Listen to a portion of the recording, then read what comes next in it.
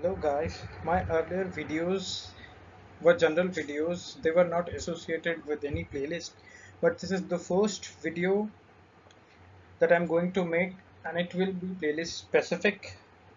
In short, I'm going to start with my syllabus, Apex syllabus. In this video, I'll explain you the syllabus that I will cover in my session. So yeah, first one will be anonymous window. Um, Anonymous window, in reference to Java, we write some code inside public static void main. Our JVM finds that piece of code first written inside public static void main, and you call your functions inside public static void main. So in short, our anonymous window panel in Salesforce will be your public static void main. There you can call your classes functions inside the classes written. And second one will be SQL usage with collections. So SQL is a database query language. So I'll show you some usage of query and I'll store that the return result inside some list and map and set, and then I'll show you how it works. And types of Apex. Apex is a programming backend language similar to Java, and its governor limits. As I told you that Salesforce is a multi-tenant environment, so it has some limitations that is known as governor limits. So I'll tell you some examples. How can we hit governor limits and what will be the ways to keep our code safe from governor limits, or how to do exception handling for them. And fourth one will be triggers. So triggers are basically the events inside the Salesforce. So we will discuss about the triggers and I'll cover questions on each event and I'll discuss best practices with that as well, and the problems people face usually, I mean developer face usually. So I'll tell you how to tackle them.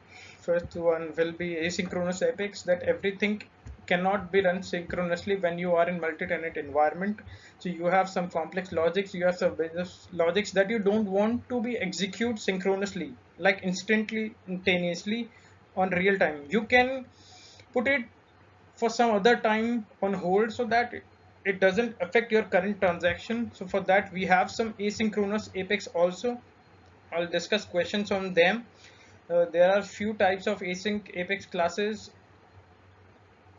in Salesforce, and I'll tell you some tricky parts on that so that you can get hands-on on asynchronous apex. And after that I'll tell you wrapper class. Many of you might be aware of this term, like when we have to store different types of values inside a single data type, you create a wrapper class, you wrap it inside an object, and it will become like a JSON kind of structure. If you all are aware of JSON, so you will be get to know that better. And the other one will be schema classes. Schema itself defines that it will return us the schema. It will tell us about the schema, like how Salesforce. Like if I give you an example, we have a table. It has some rows and columns. Rows and columns define the data of the table, but the header of the table defines the schema of the table. Like first, like serial number, roll number.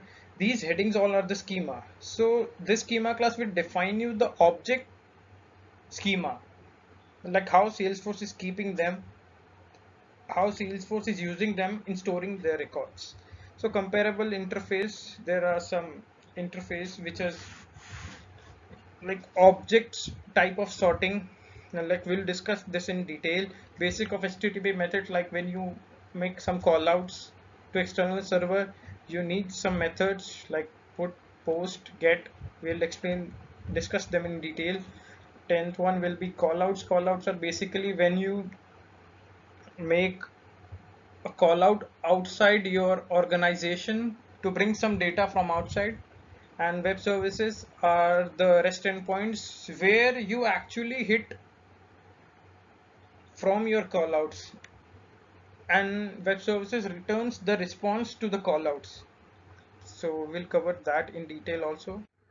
After that, when we will be done with callouts, web services, basics types of HTTP methods, wrapper classes. Then we will go through this topic, Salesforce to Salesforce integrations using REST APIs. And after that we'll do few third-party integrations. It will give you, like, these two topics will give you clear picture how integrations goes on inside Salesforce or outside Salesforce. 14th one will be the test classes, unit test cases, test classes inside the code which is required to create a package. 15 will be SQL queries, like different types of SQL queries, dynamic queries, aggregate results. We'll discuss them, and you can suggest me some topics in comment section that I'm missing here, and you can ask me your questions. I'll solve them. Thank you.